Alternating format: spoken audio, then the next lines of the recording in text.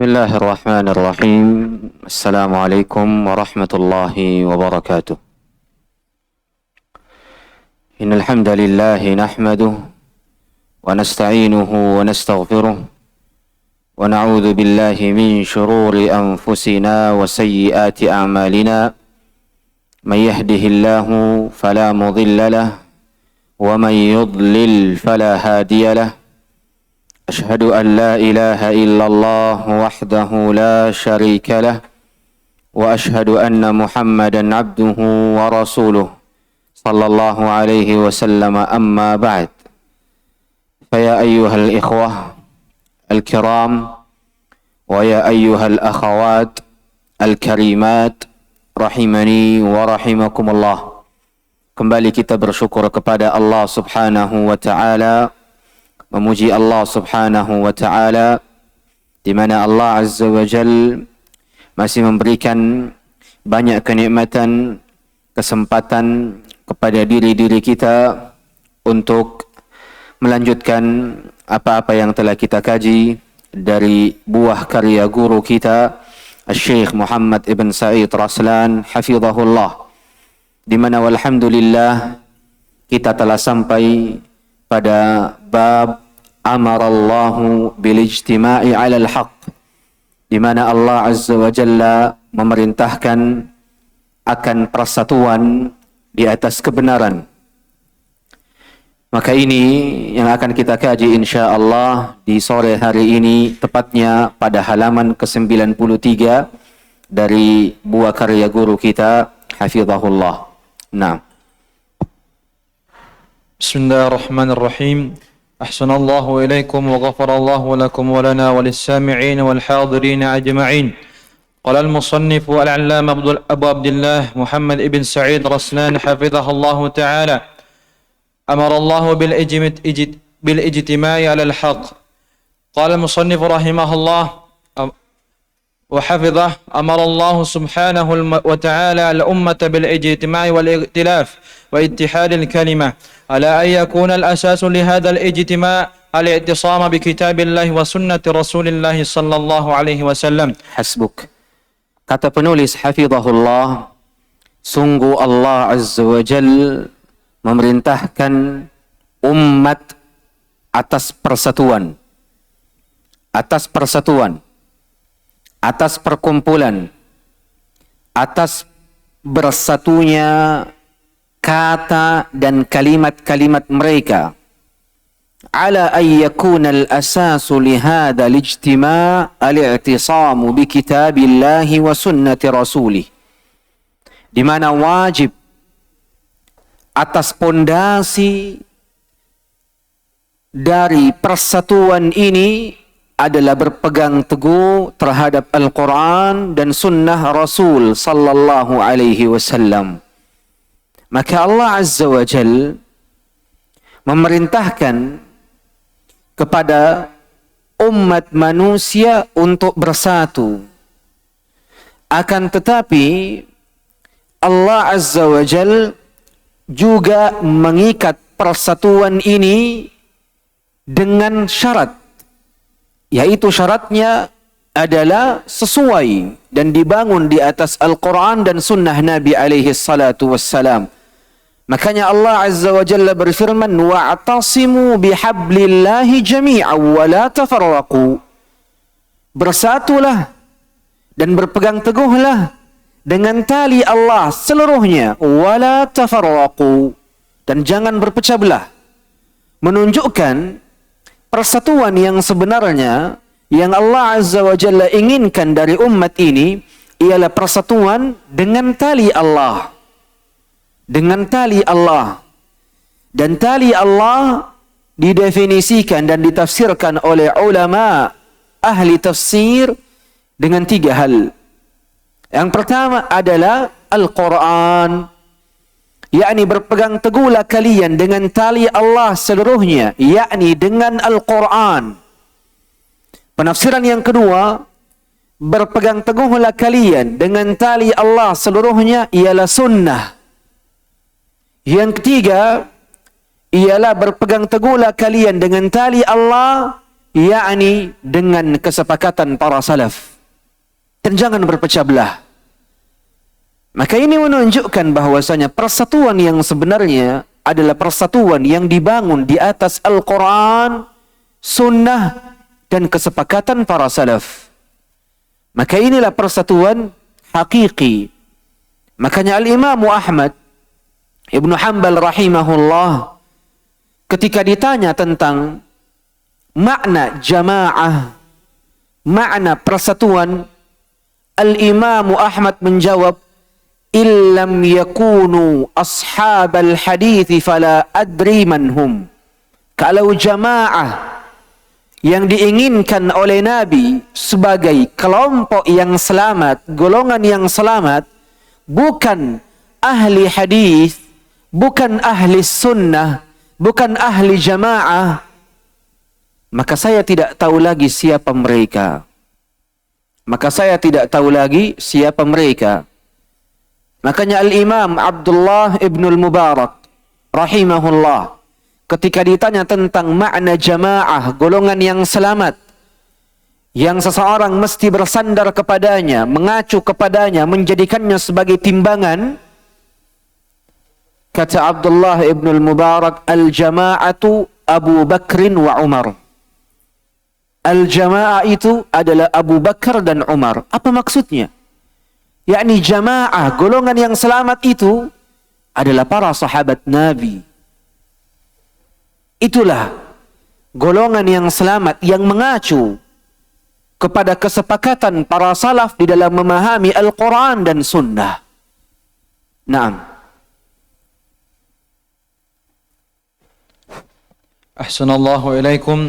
ثم قال المصنف حفظه الله تعالى: وكثير من الداعين إلى الإسلام على غير المنهاج النبوة يدعون إلى الاجتماع، ودعوتهم إلى الاجتماع باطلة لأنها مبنية على أصل باطل، وهو أنهم يقولون يأذر بعضنا بعضا فيما اختلفنا فيه. Kata penulis hafizahullah, wa kathirun min ad-da'ina ila al-Islam ala ghairi minhajin nubuwah.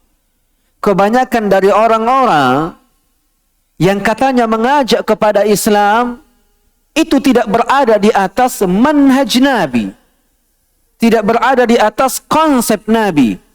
Yad'una ilal ijtima', ia mengajak kepada persatuan, wa da'watuhum ilal ijtima'i batilah, sedang ajakannya terhadap persatuan adalah ajakan kebatilan. Padahal ajakannya terhadap persatuan yang dikoar-koarkan, yang diucapkan adalah ajakan kepada kebatilan. Kenapa? Kata penulis, li'annaha mabniyatun ala aslin batil. Karena ajakan mereka terhadap persatuan itu dibangun di atas pokok yang batil, dibangun di atas pondasi yang batil, dibangun di atas prinsip yang batil. Apa itu? Ialah mereka mengucapkan ya'dhiru ba'duna ba'dhan fi ma ikhtalafna fi. Yakni kami memberikan uzur kepada selainnya dari perkara-perkara yang kami berselisih di dalamnya. Ini kaidah yang selalu digembor-gemborkan oleh ikhwan al-muslimin. Dari hal-hal yang semisalnya dari kelompok orang-orang Khawarij, selalu digembor-gemborkan kaidah ini. Ya'dhiru ba'duna ba'dhan fi ma ikhtalafna fi. Kami saling memberikan uzur antar satu sama lain pada perkara-perkara yang kami berselisih di dalamnya. Makanya kaidah ini adalah kaidah yang batil, kaidah yang ada kontradiksi di dalamnya, bukan kaidah syar'i, bukan kaidah yang diambil dari kesepakatan para salaf, kaidah yang baru. Karena kaidah ini mengandung kebenaran di satu sisi dan mengandung kebatilan di sisi yang lain. Dan ahlus sunnati wal jamaah di antara konsep mereka at-tamyiz, itu membedakan secara jelas antara kebenaran dan kebatilan, agar kebenaran itu nampak di hadapan manusia. Itu ciri utama ahlus sunnah, at-tamyiz, membedakan antara kebenaran daripada kebatilan.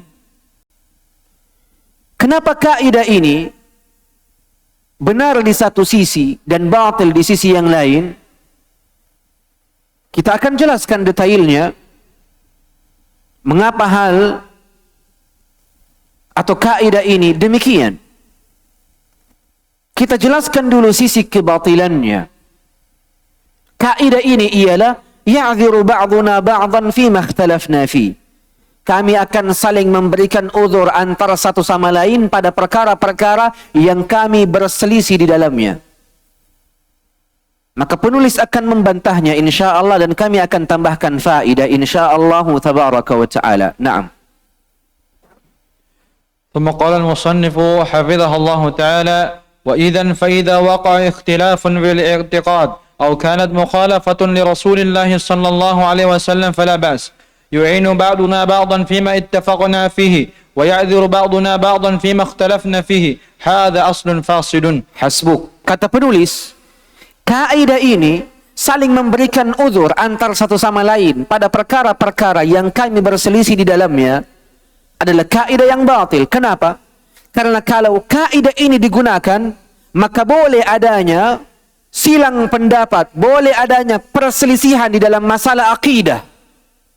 Tidak masalah orang-orang mengatakan Al-Quran belum sempurna, dan juga tidak masalah orang-orang yang telah mengatakan Al-Quran sempurna kalau begitu. Dan tidak masalah orang yang mencela Aisyah sebagai pezina dan orang yang mengatakan Aisyah sebagai istri Nabi yang paling suci. Karena ini khilaf di antara kita. Kita saling memberikan uzur antar satu sama lain. Atau tidak masalah orang-orang yang mengatakan tidak ada azab kubur, antara orang-orang yang mengatakan ada azab kubur. Dan juga tidak masalah bahwasanya Allah Azza wa Jalla berbicara atau tidak berbicara.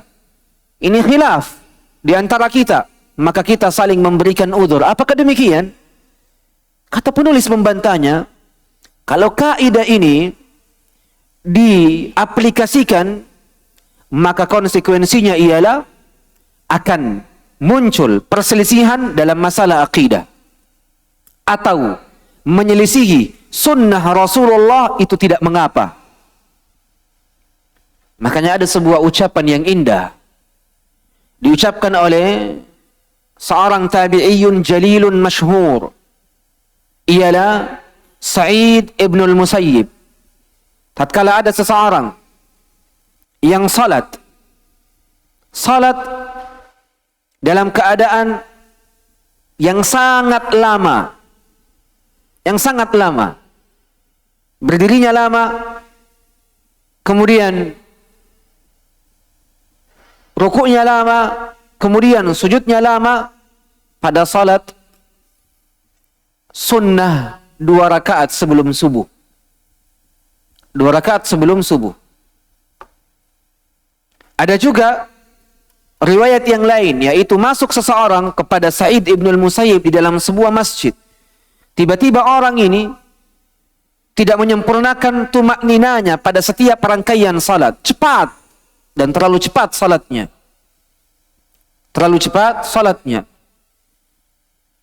Kemudian ia usai dari salatnya, ia salat lagi 2 rakaat dengan keadaan paling cepat. Selesai salat lagi 2 rakaat, hingga Al-Imam Sa'id ibn al-Musayyib memanggil orang itu dengan mengatakan, apa yang sedang engkau lakukan? Maka orang ini mengatakan, saya sedang salat.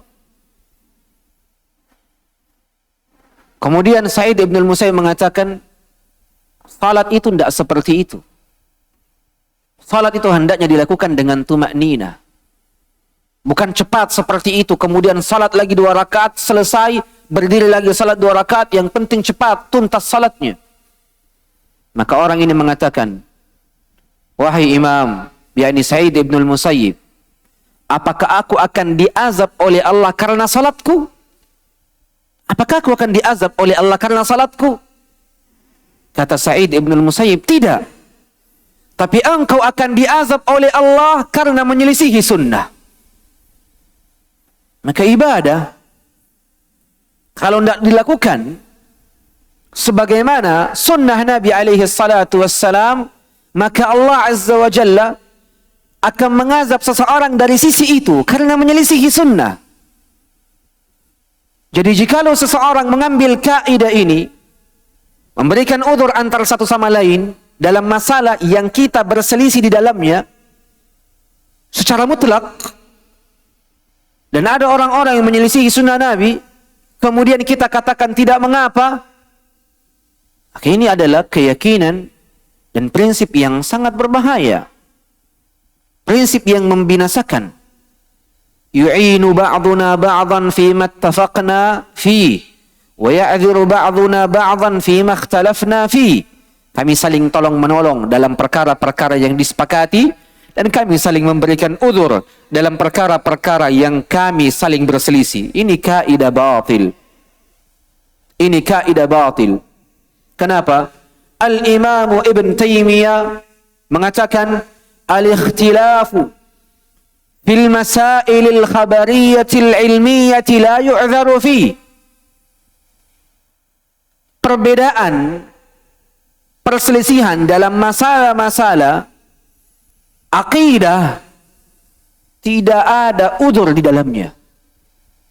Tidak boleh seseorang memberikan udzur pada orang-orang yang menyelisihi pokok dari pokok-pokok keyakinan, pokok dari pokok-pokok akidah. Apa di antara pokok-pokok akidah? Jelas. Al-Quran telah sempurna. Para sahabat adalah orang-orang yang udul. Ada orang yang datang mengatakan Al-Quran belum sempurna. Tidak boleh bagi kita untuk memberikan udzur pada orang ini. Kenapa? Karena ia sedang menyelisihi pokok keyakinan. Karena tidak ada udzur pada diri orang-orang yang menyelisihi pokok keyakinan. Bahkan tidak ada khilaf, tidak ada perbedaan, tidak ada perselisihan dalam bab akidah, dalam bab pokok akidah. Tidak ada perbedaan di situ.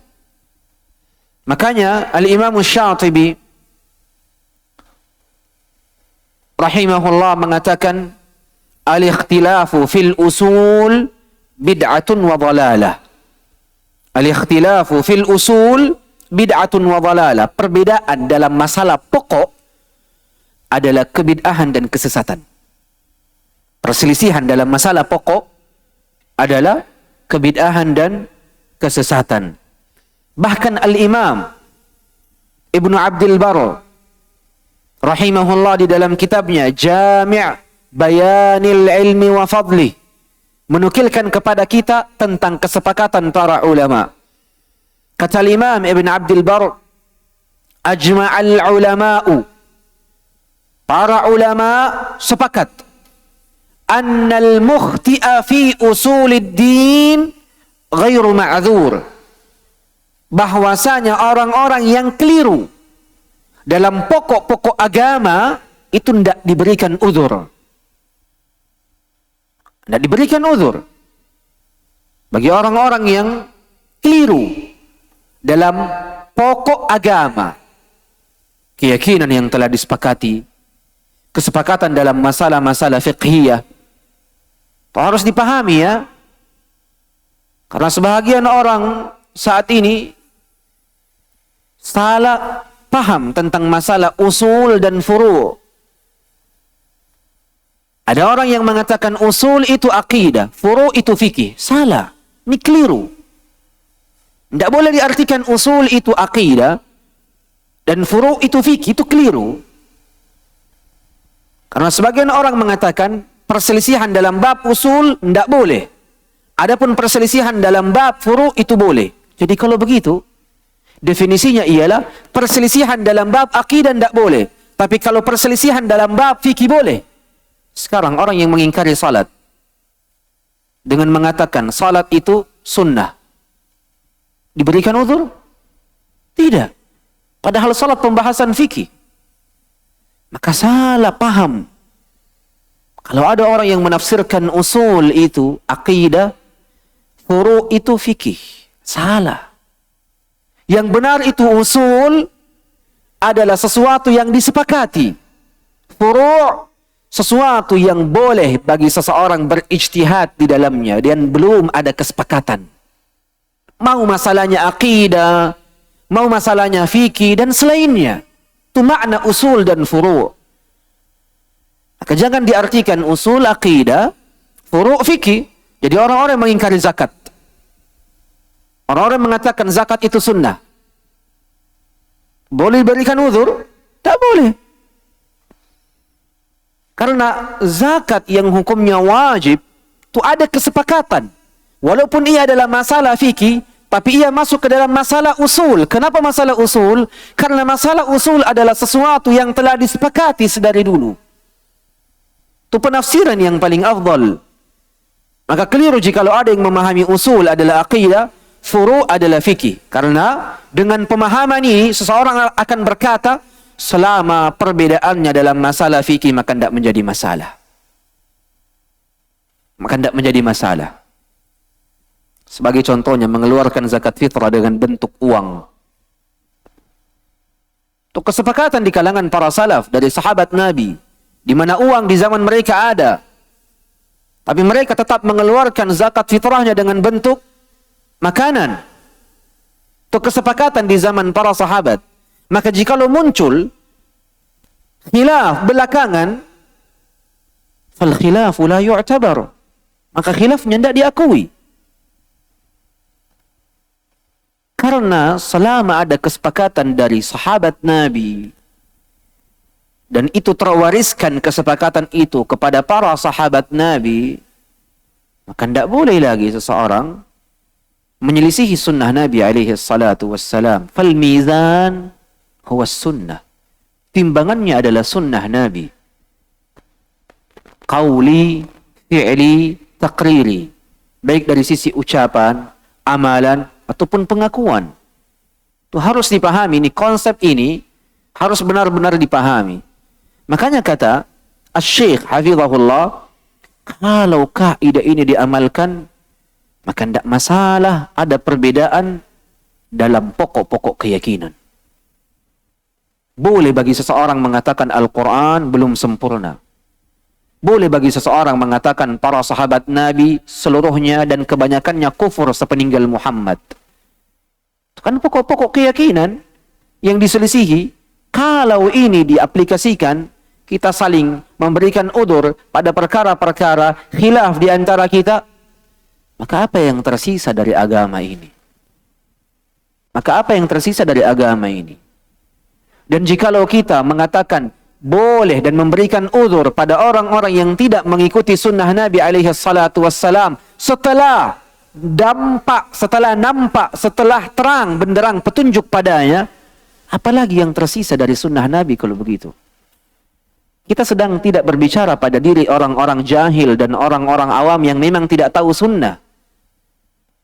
Tapi kita sedang berbicara pada orang-orang yang menyelisihi sunnah Nabi setelah jelas terang benderang sunnah Nabi di hadapannya. Ia mengamalkan, ia mengetahui sunnah Nabi mengeluarkan zakat fitrah dalam bentuk makanan. Ia malah mengeluarkannya dalam bentuk uang. Secara personal ia berikan kepada orang lain dengan mengatakan ini zakat fitrahku. Zakat fitrah dalam bentuk makanan. Zakat fitrah yang dikeluarkan dalam bentuk uang itu masuk ke dalam zakatul mal. Masuk ke dalam zakat harta. Bukan zakat fitrah.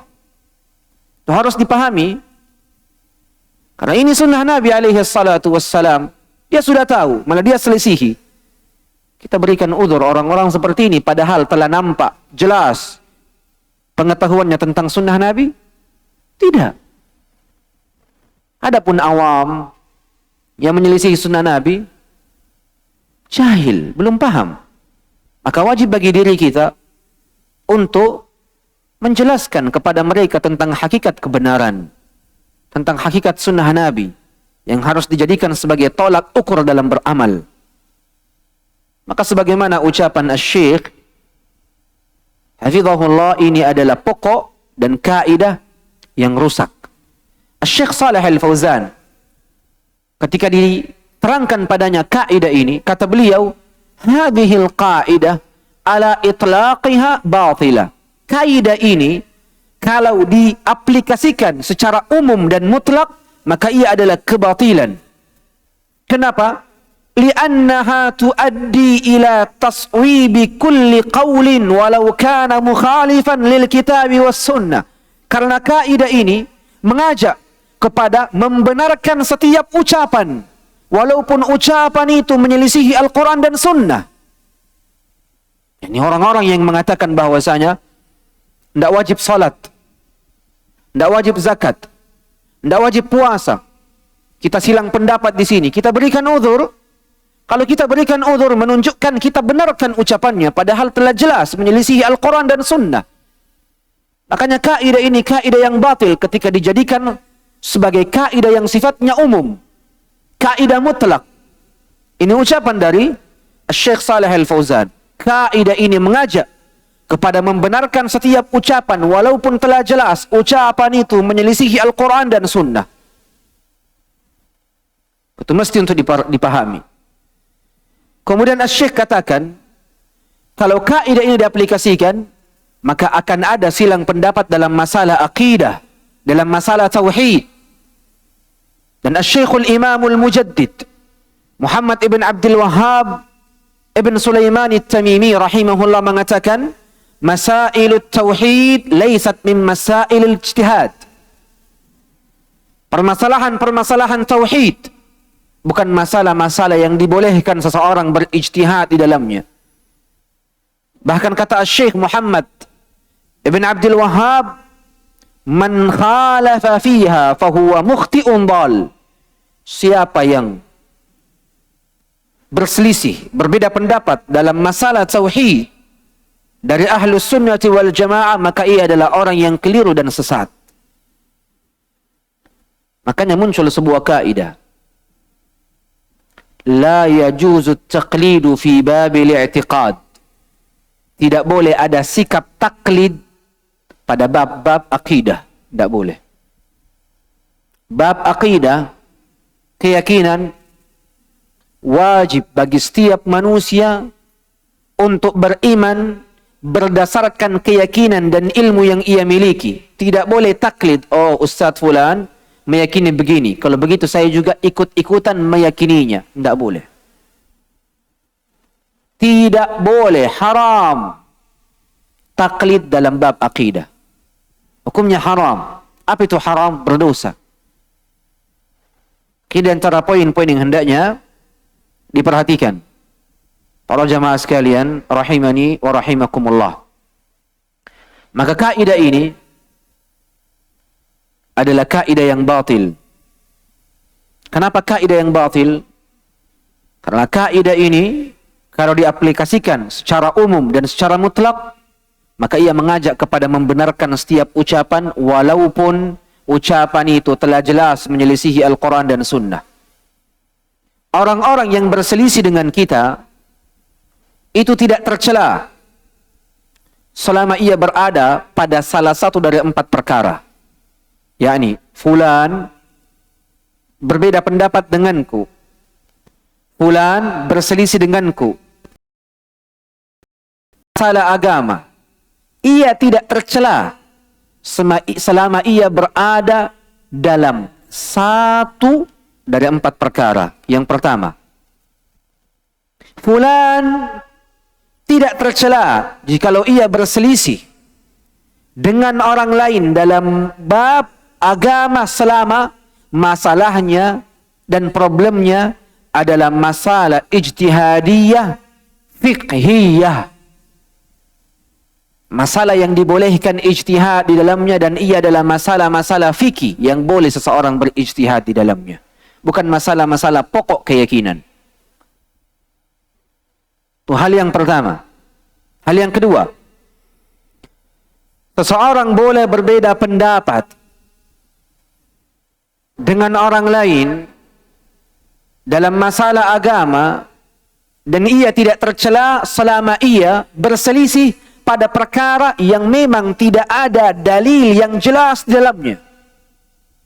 tidak ada dalil, tidak ada nas yang jelas di dalamnya, itu boleh, tidak tercela. Yang ketiga, seseorang tidak tercela berselisih dengan orang lain dalam bab akidah, dalam bab agama, selama perselisihannya pada perkara-perkara yang tidak ada ijma', tidak ada kesepakatan di dalamnya. Itu hal yang ketiga. Dan hal yang keempat ialah seseorang boleh berselisih dengan orang lain dalam masalah agama selama perselisihannya adalah perselisihan yang memang diakui. Al-khilafu al-mu'tabar. Al-khilafu mu'tabar. Perselisihan itu memang diakui. Adapun orang yang berselisih dalam masalah akidah, ini tidak diberikan uzur. Orang yang berselisih dalam masalah pokok-pokok beragama, manhajiyah, tidak diberikan uzur. Orang-orang berselisih dalam masalah kebid'ahan, tidak diberikan uzur. Orang-orang yang berselisih dalam masalah kesepakatan, ijma', tidak diberikan uzur. Orang-orang yang berselisih dalam masalah ada dalil yang sangat jelas, yang sangat terang, yang sangat benar-benar gamblang dalam masalah itu, tidak diberikan uzur. Maka kaidah ini tidak boleh diamalkan secara mutlak. Kaidah ini tidak boleh dimutlakkan dan tidak boleh dijalankan secara umum. Yang benar ialah kaidah dari ucapan Nabi alaihi salatu wassalam, al-mujtahidu idza asaba falahu ajran wa idza akhta'a falahu ajrun wahid. Seorang mujtahid, kalau ia benar maka baginya 2 pahala, kalau ia keliru baginya 1 pahala. Tapi ingat, tidak ada ijtihad kecuali pada permasalahan-permasalahan yang dibolehkan seseorang berselisih di dalamnya. Tidak ada ijma', tidak ada nas. Kemudian memang perkara khilafnya adalah perkara khilaf yang diakui. Kemudian dalam masalah-masalah fiqhiyah, ijtihadiyah, dalam masalah-masalah kontemporer itu tidak menjadi masalah dan itu tidak tercela. Tapi jangan juga dibuka pintu khilaf itu, dibuka selebar-lebarnya. Tetap, kalaupun kita berselisih dalam masalah kontemporer atau dalam masalah ijtihadiyah atau dalam masalah yang tidak ada dalil jelas di dalamnya, maka tujuan kita sama, ialah mencapai kebenaran. Bukan malah dikatakan, oh tidak apa-apa secara mutlak, tidak. Tapi tetap kebenaran harus ditampakkan, kebenaran harus tetap ditegakkan. Itu poin yang harus diperhatikan. Itu poin yang harus diperhatikan. Naam. Tafadhal. ثم قال المصنف حفظه الله تعالى: مسألة التجميع لا يقبلها رسول الله صلى الله عليه وسلم، وأتى بالأمر الواضح فقالوا محمد صلى الله عليه وسلم فرق بين الناس وجاء بأمر يفرق بين المرء وزوجه، وهذا حق لأنه إما العقيدة والاتباع وإما الشرك والزيغ والابتداع. Jelas, kata penulis, masalah persatuan yang penting bersatu dulu tanpa melihat pondasi dan pokok serta prinsipnya tidak bakalan diterima oleh Rasulullah. Karena ada sebagian orang mengatakan yang penting bersatu dulu. Ini umat Islam sudah terlalu terpecah belah. Yang penting kita bersatu dulu tanpa melihat pokoknya, tanpa melihat pondasinya, tanpa melihat prinsipnya. Penting bersatu dulu. Baginda Nabi alaihi salatu wassalam tidak pernah menerima konsep ini. Dan Nabi alaihi salatu wassalam itu datang dengan perkara yang sangat jelas. Sehingga mereka mengatakan Muhammad ini memecah belah manusia. Bahkan Muhammad ini datang dengan konsep yang membuat suami dan istri saling berselisih. Dan ini benar. Memang Nabi alaihi salatu wassalam datang untuk membedakan antara manusia. Karena Nabi alaihi salatu wassalam datang dengan perkara yang jelas, yaitu imma haq wa imma batil, entah kebenaran atau kebatilan. Tegaskan sedari awal. Imma al-aqidatu wal ittiba', entah pokok keyakinan dan mengikuti sunnahku, atau entah kesyirikan, penyimpangan dan kebid'ahan. Silakan pilih. Itu memang Nabi alaihi salatu wassalam telah jelaskan. Datang dengan pembeda di awal perkaranya. Imma tauhid, imma syirk. Entah itu adalah tauhid, entah itu adalah kesyirikan. Imma Islam, imma kufur. Entah itu Islam, entah itu kekufuran. Maka ini di antara kaidah-kaidah yang sedari awal diletakkan oleh Nabi alaihi salatu wassalam. Sehingga ada di antara manusia berpisah dari suaminya, berpisah dari istrinya karena salah satu di antara mereka menginginkan kesyirikan dan salah satu di antara mereka menginginkan tauhid. Satu di antara mereka menginginkan kebid'ahan, satu di antara mereka menginginkan sunnah. Itu jelas, Islam membedakan sedari awal. Imma mukmin, imma musyrik, entah orang beriman, entah seorang yang kafir. Cuma dua hal saja. Dan tidak ada hal yang ketiga. Nah. أحسن الله إليكم. ثم قال المصنف حفظه الله: لقد جاء النبي صلى الله عليه وسلم بالفرقان بين الحق والباطل والهدى والضلال والسنة والبدعة والتوحيد والشرك والاتباع والابتداع. Dan inilah yang kita sampaikan, kata penulis, sungguh Nabi alaihi salatu wassalam telah datang dengan pembeda antara kebenaran dan kebatilan, antara petunjuk dan kesesatan, antara sunnah dan kebid'ahan, antara tauhid dan kesyirikan, antara mengikuti sunnah Nabi atau membuat perkara-perkara baru untuk menandingi sunnah Nabi. Nah, ini Nabi sudah tegaskan di antara perkara-perkaranya di awal langkah dakwah Nabi alaihi salatu wassalam. Sedari awal sudah ditegaskan. Nah.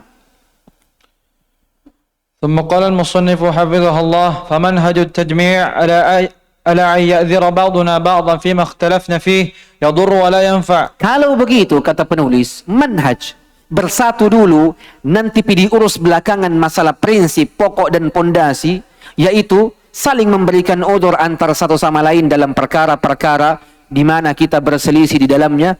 Ini memudaratkan dan tidak sama sekali bermanfaat. Tidak ada manfaatnya bersatu dulu, nanti diatur ke belakangan. Tidak ada manfaatnya. Yang ada hanya memudaratkan. Makanya Nabi alaihi salatu wassalam sedari awal menegaskan poin ini kepada para sahabatnya. Entah sunnah, entah bid'ah, entah tauhid, entah syirik, entah Islam, entah kufur.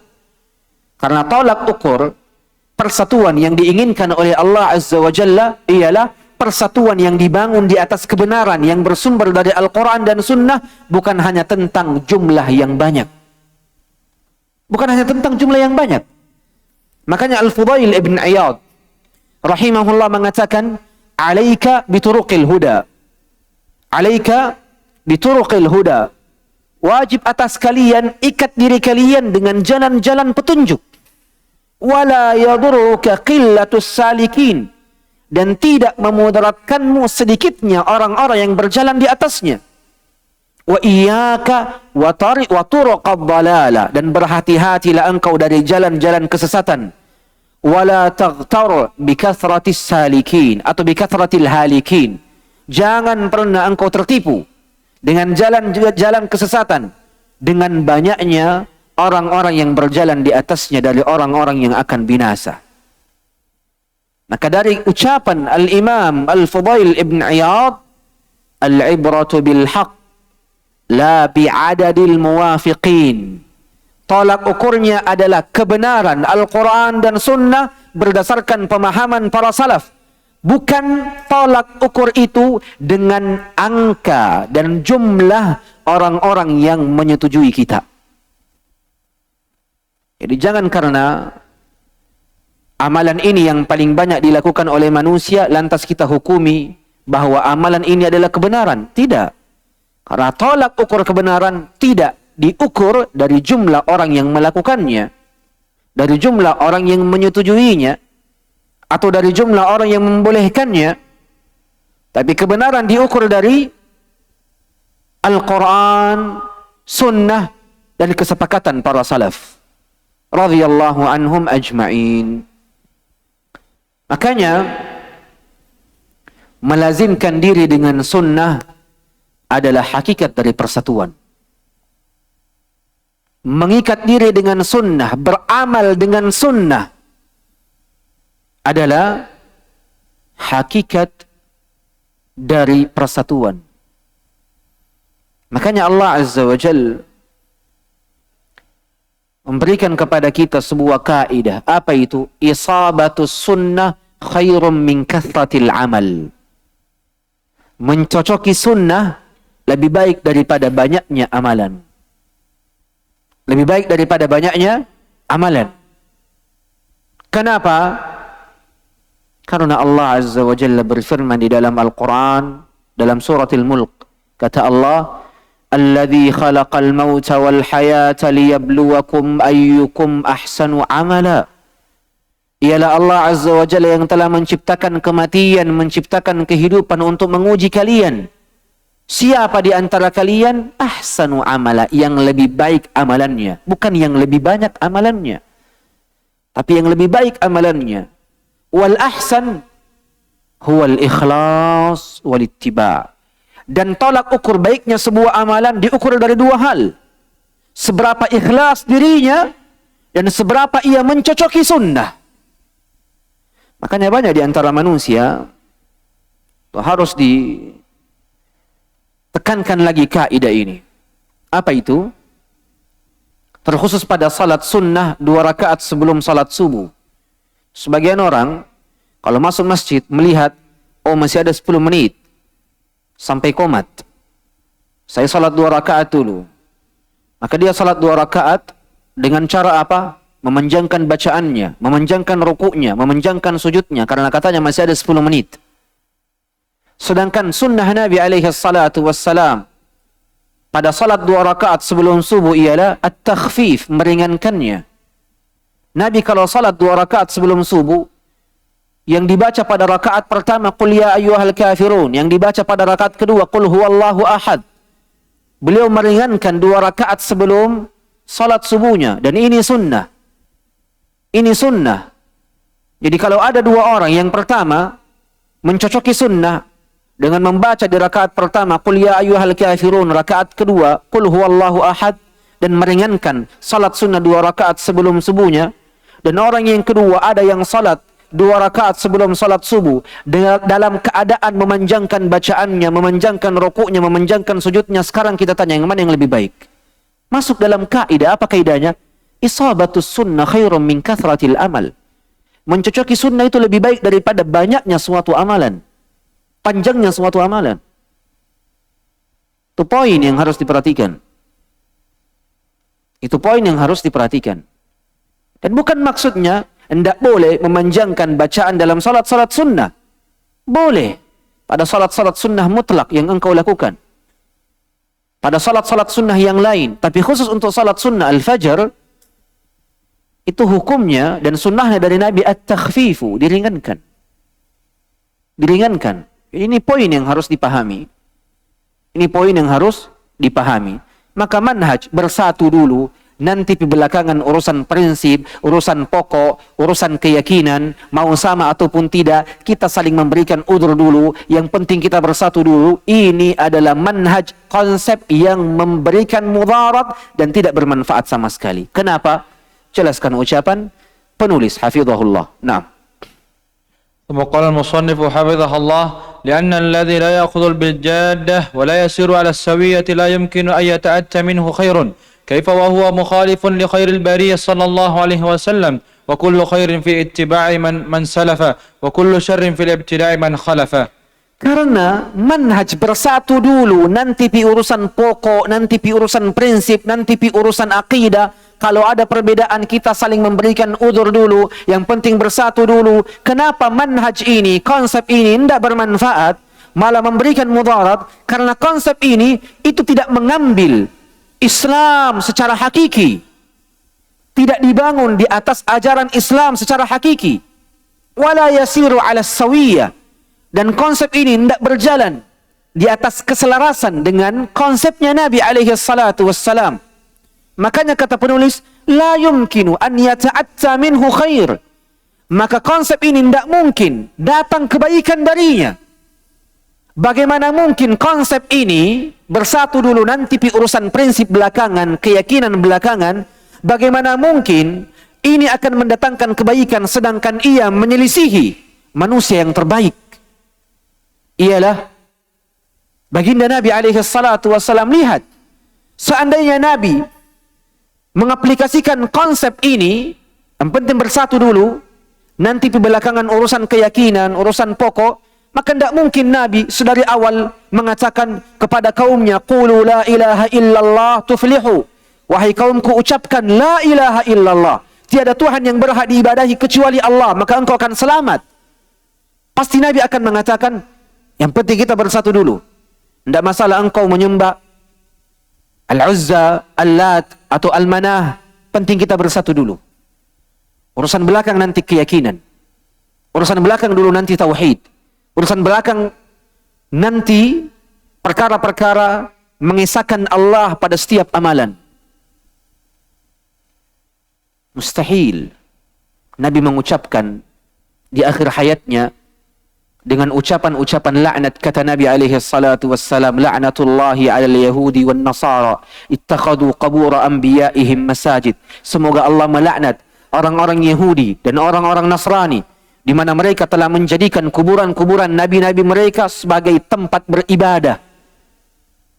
Ada orang-orang kuburan dijadikan sebagai tempat ibadah. Oh, tidak masalah, kasih udzur, kasih ini. Tidak mungkin Nabi mengatakan la'natullah, semoga Allah melaknatnya. La'anahullah atau la'anallahu, semoga Allah melaknatnya. Tidak mungkin. Maka ini konsep yang keliru. Makanya penulis memberikan kaidah. Ini prinsip yang dipegang oleh Ahlus Sunnati wal Jamaah. Dinukilkan oleh Al-Imam Ibn Rajab rahimahullah.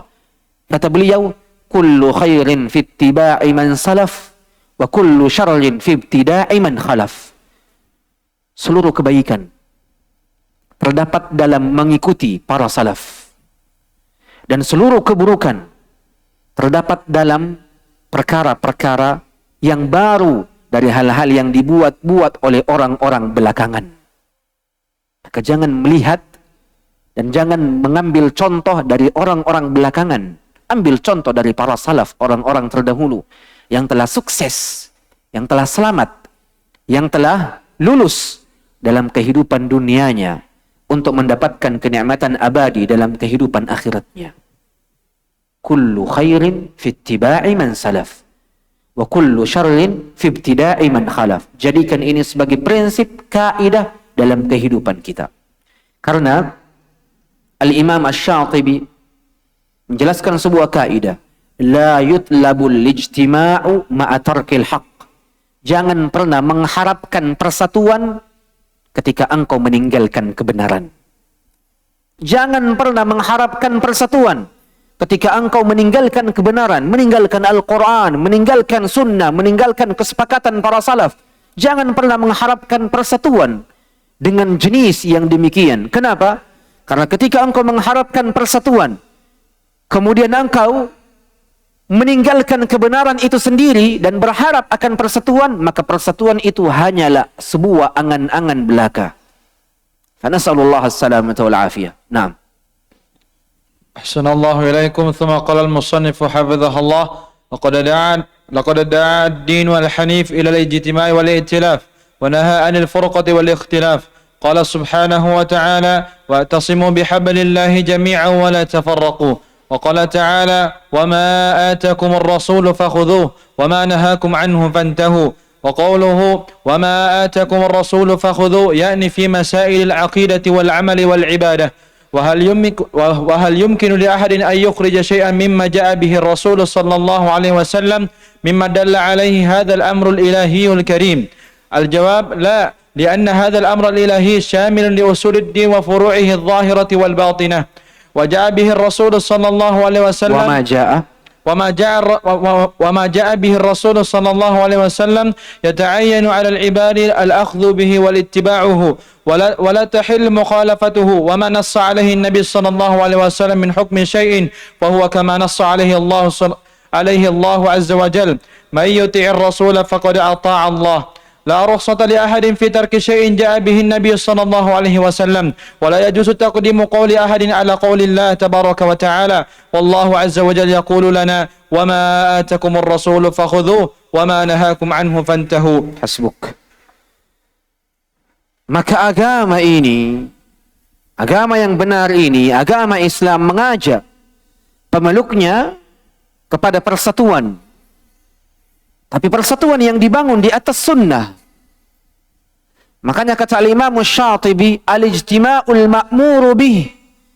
Al-ijtima'u al-ma'muru bihi huwa al-ijtima'u ala sunnah. Persatuan yang kita diperintah dengannya adalah persatuan di atas sunnah. Lal ijtima'u ala al-bid'ah. Bukan persatuan di atas kebid'ahan. Bukan persatuan di atas meninggalkan kebenaran. Bukan persatuan di atas penyimpangan. Ini ucapan yang sangat jelas. Al-ijtima'u al-ma'muru bihi huwa al-ijtima'u ala sunnah lal ijtima'u ala al-bid'ah. Persatuan yang kita diperintah dengannya adalah persatuan yang dibangun di atas sunnah, bukan persatuan yang dibangun di atas kebatilan. Dan Allah Azza wa Jalla sangat membenci perpecahan dan perbedaan. Makanya telah jelas di dalam Al-Quran, di mana Allah Azza wa Jalla mengatakan, فَإِن تَنَازَعْتُمْ فِي شَيْءٍ فَرُدُّوهُ إِلَى اللَّهِ وَالرَّسُولِ إِن كُنْتُمْ تُؤْمِنُونَ بِاللَّهِ وَالْيَوْمِ الْآخِرِ. Allah sangat membenci perbedaan, perpecahan. Kenapa? Allah sendiri yang mengatakan, kalau engkau berselisih pada sesuatu, fa in tanaza'tum fi syai' nakiratun fi siyaqi asy-syarti tufidu al-umum. Kata yang sifatnya nakirah dalam siyaq asy-syart, in asy-syartiyah. Fa in tanaza'tum fi syai'in. Kalau engkau berselisih dalam masalah apapun, perkara duniakah, agamakah, akhiratkah, apapun, Allah jelaskan konsepnya. Farudduhu ilallahi war rasul. Kembalikan kepada ucapan Allah, firman Allah, Al-Quran, dan kembalikan kepada sunnah Nabi. Bahkan Allah katakan, in kuntum, jikalau kalian benar-benar tu'minuna billahi wal yaumil akhir, adalah orang-orang yang beriman kepada Allah dan hari akhir. Jelas.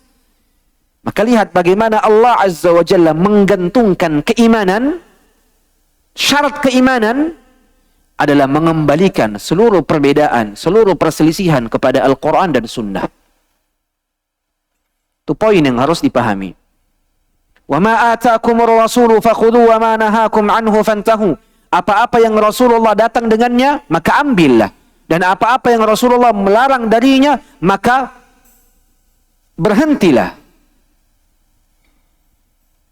Dan kata penulis, fi masailil aqidati wal amali wal ibadah. Ambil apa-apa yang Rasulullah datang dengannya, baik dari masalah aqidah, amalan, ataupun ibadah. Dan tidak mungkin dibolehkan bagi seseorang untuk mengeluarkan sesuatu dari apa-apa yang Rasulullah datang dengannya. Yakni Rasulullah telah datang dengan sebuah konsep, kemudian kita katakan konsep ini bukan konsep Rasulullah. Tidak boleh, tidak mungkin. Karena telah jelas, ma'atakumur rasul, apa-apa yang Rasulullah datang kepadamu dengannya, fakhudhu, ambil, tanpa ada syarat. Diambil seluruhnya, apa-apa yang Rasulullah datang dengannya. Makanya ketika seseorang telah memahami sunnah, kemudian ia meninggalkannya dengan alasan sunnah haji. Dengan alasan sunnah haji. Bukan karena ia memiliki kebutuhan yang lain. Bukan karena ia tidak memiliki waktu. Bukan karena ia bukan karena ia memiliki alasan syar'i. Tapi satu-satunya alasan yang ia miliki ialah sunnah haji. Dikhawatirkan orang ini masuk dalam bentuk perendahan terhadap sunnah Nabi. Dan siapa yang merendahkan sunnah Nabi, maka dikhawatirkan ia masuk ke dalam cabang-cabang kekufuran. Berbahaya ya, orang-orang yang sudah paham malah mengatakan sunnah haji. Para sahabat, kalau ia telah mengenal ajaran Nabi, sunnah Nabi alaihi salatu wassalam, maka mereka akan berusaha semaksimal mungkin untuk mendatangkannya, beramal dengannya. Dan tidak pernah mengatakan sunnah haji. Kalau ditinggalkan, tidak masalah, tidak berdosa. Ya, tapi kalau sering, tapi kalau ada bentuk perendahan terhadap sunnah itu dengan mengucapkan sunnah haji, jangan dilakukan, jangan diamalkan. Ini dikhawatirkan ya, masuk dalam bentuk perendahan terhadap sunnah Nabi. Maka jikalau memang tak mampu untuk diamalkan sunnah itu, jangan mengucapkan ucapan-ucapan yang senada. Sunnah ji, tidak penting ji, tidak wajib ji. Ini dikhawatirkan masuk ke dalam bentuk perendahan. Jadi kalau tak mampu untuk beramal dengan sunnah, maka diam. Tidak usah mengucapkan ucapan-ucapan itu. Makanya kata Nabi alaihi salatu wassalam, rubba kalimatin yaquluha an-nasu la yulqi lahu balan. Bisa jadi karena satu ucapan diucapkan oleh manusia yang ia tidak perhatikan dan ia tidak ketahui konsekuensinya, malah menjatuhkan dirinya ke dalam neraka. Dikhawatirkan ya. Jadi ucapan itu dijaga. Jangan sampai mengucapkan ucapan-ucapan yang belum kita tahu konsekuensinya, ternyata itu masuk ke dalam bentuk perendahan terhadap sunnah. Itu berhati-hati dari perkara yang demikian. Makanya kata penulis, apa-apa yang Rasulullah datang dengannya, yata'ayyanu 'alal ibad, wajib bagi setiap personal dari hamba-hamba Allah al-akhdhu bihi wattiba'u, mengambilnya dan mengikutinya. Bahkan kata penulis, la tahillu mukhalafatun, tidak boleh, tidak halal menyelisihinya. Wa ma nassa 'alaihi an-nabiyyu min hukmi syai'in fahuwa kama nassa 'alaihi Allah. Dan apa-apa yang telah Nabi hukumi pada perkara-perkara, maka ia adalah hukum dari Allah berdasarkan dalil, man yuti'ir rasul faqad ata'a Allah. Siapa yang mentaati Rasulullah, maka sungguh ia telah mentaati Allah. Maka hukum Rasul adalah hukum Allah itu sendiri. Bahkan kata penulis, la rukhsata li ahadin fi tarki syai'in ja'a bihin nabi. Tidak ada keringanan bagi siapapun dalam meninggalkan sesuatu yang Nabi datang dengannya. Wala yajuzu taqdimu qawli ahadin ala qawlillah. Dan tidak diperbolehkan mengedepankan ucapan seseorang daripada ucapan Allah dan ucapan Rasulullah.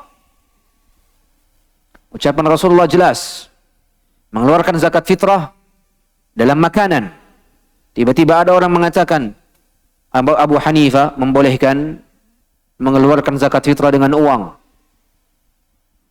Kemudian komunitas Fulaniyah membolehkan mengeluarkan zakat fitrah dengan uang. Ini mengedepankan ucapan seseorang dari ucapan Nabi alaihi salatu wassalam. Itu tidak diperbolehkan. Kalau ingin mengeluarkan zakat fitrah dalam bentuk uang, pastikan uangmu itu yang mengambilnya benar-benar membelikannya makanan, beras, dan selainnya. Kadangkala kita malas untuk mengeluarkannya secara personal, maka kita berikan kepada masjid dalam bentuk uang. Pastikan masjid yang mengelola uang itu akan membelikannya beras dan mengeluarkan zakat fitrahmu dalam bentuk beras ataupun makanan yang lain. Harus diperhatikan poin-poin ini. Karena ada di antara manusia mengambil khilaf sebagai alasan untuk dirinya menyelisihi sunnah. Oh, khilaf di sini, akhi. Ini khilaf di sini. Maka bertoleransi. Tidak demikian.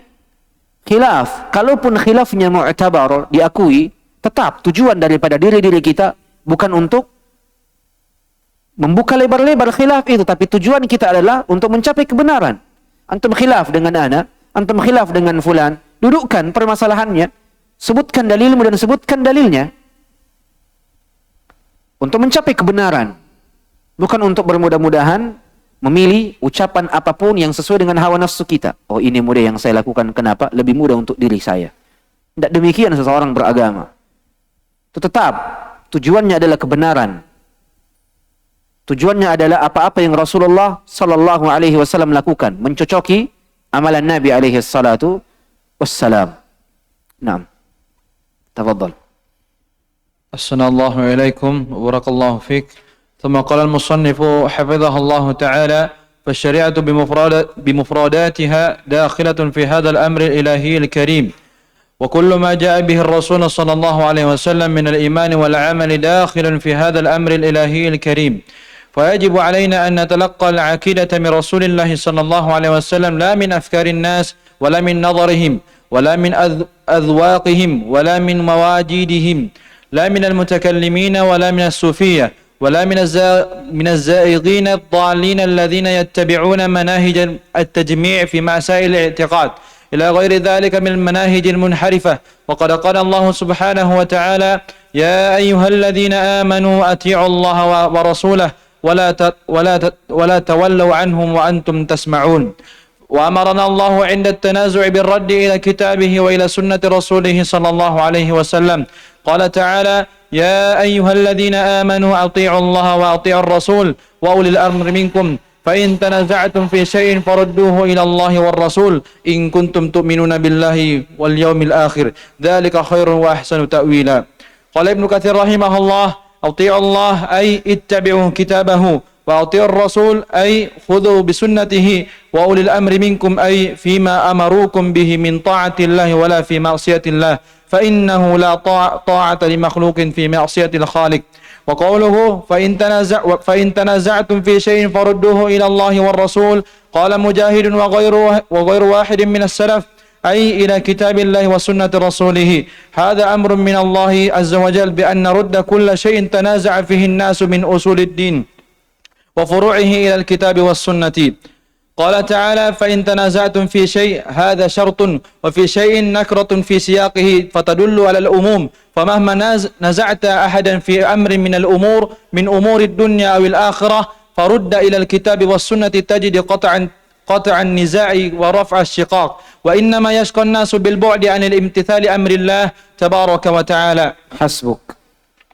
Ini ucapan dari penulis hafizahullah terkait dalil-dalil tata cara bagaimana menyelesaikan sebuah perbedaan, sebuah perselisihan di antara dua insan, di antara dua orang, yaitu mengembalikannya kepada Al-Quran dan mengembalikannya kepada sunnah. Bahkan kata penulis hafizahullah, mahma naza'ta ahadan fi amrin minal umur, jikalau engkau kapanpun, dimanapun engkau berselisih pada seseorang dalam perkara dari perkara-perkara apapun, baik perkara dunia ataupun akhirat, farudda, maka kembalikanlah ilal kitabi was sunnah, kepada Al-Quran dan sunnah, tajid qat'an niza'i wa raf'a syiqaqi, engkau akan mendapatkan perbedaan dan perselisihan itu akan terputus, wa raf'a syiqaqi, dan permusuhan itu akan terangkat. Wa inna ma yashqan nasu bil bu'di an imtithali amrillah, dan sungguh sengsaranya manusia itu disebabkan karena jauhnya ia dari mengamalkan perintah Allah. Jadi kebinasaan manusia, kesedihan manusia, kesengsaraan manusia itu disebabkan karena jauhnya ia dari mengamalkan dan mengaplikasikan perintah Allah Azza wa Jalla, di mana Allah Azza wa Jalla mengatakan faruddu ilallahi wa rasul, kembalikan kepada Allah dan kepada Rasulullah. Maka detail-detail dari ayat ini insyaallah kita akan jelaskan pertemuan akan datang. Semoga Allah Subhanahu wa taala memberikan taufik pada semuanya, di mana kita akan juga menjelaskan bahwasanya perselisihan dan perbedaan itu adalah ketetapan Allah dalam kehidupan dunia ini. Di antara sunnatullah al-kauniyah, adanya perbedaan, adanya perselisihan, di antara manusia. Dan setelahnya kita akan membahas tentang alamat, tanda-tanda ahlul bid'ah. Kapan seseorang disifati sebagai ahlul bid'ah, ahli bid'ah, itu ada tanda-tandanya, ada ciri-cirinya, ada alamat-alamatnya.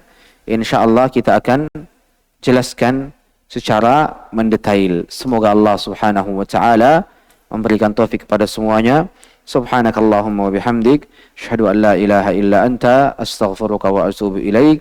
Thumma assalamu alaikum warahmatullahi wabarakatuh. Hal min soal?